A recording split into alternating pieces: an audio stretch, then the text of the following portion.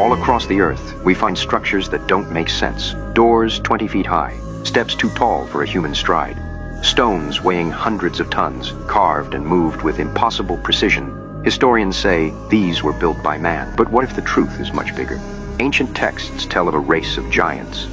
And according to legend, they built the world that came before ours. Look at the architecture of the old world, the grand arches, the enormous windows, the doors built for something far taller than we are. It's as if we inherited a world made for giants, and we've been living in their ruins ever since. If this is true, it would mean history was rewritten. For a long time, we have been told that mountains are just made of rock and soil created by nature over millions of years. But if you look closely at this specific mountain in Alaska called Mount Susitna, you can see the perfect shape of a woman's body lying down. And by the way, this isn't AI generated. Look it up yourself. Some believe these aren't just rocks, but ancient giants petrified by a massive disaster.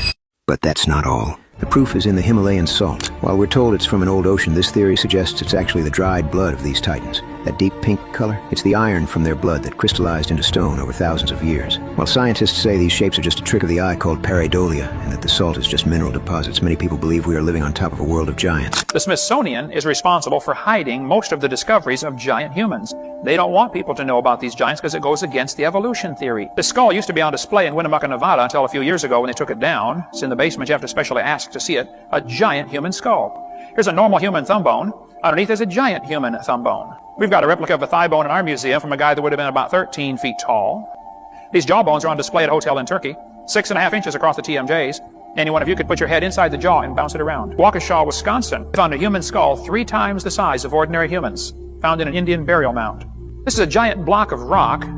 Who on earth is moving these things? Consider that's a camel in front of it for scale. Who's cutting and moving these things? This is a 39-pound axe head. Swing a 10-pound sledge for a few minutes and see why I'm wondering who's swinging a 39-pound axe head. Why is the Smithsonian so obsessed with buying up old farm plots in the Midwest? Because they aren't buying the land, they're buying the silence. In the late 1800s, hundreds of local newspapers reported farmers digging up skeletons in mounds that were 16, 18, even 19 feet tall, and these are the golden ratios too. And let me guess, the Smithsonian took them for study. Every single time. Then those records just stop. If you look at the Great Serpent Mound or Cahokia, the engineering doesn't match the tools of the time. We're talking about massive earthworks aligned with lunar cycles. Look at the scale of the doorways and the weight of the stone. So why hide the bones? Because if you admit there was a superior race of humans before us, the entire evolutionary progress narrative collapses. It proves we're a downgraded version of something greater. Well, by the way, the Smithsonian is an extension of the Vatican, okay? Really? I'll tell you right now. And I'm not going to tell you how I know that or, believe me.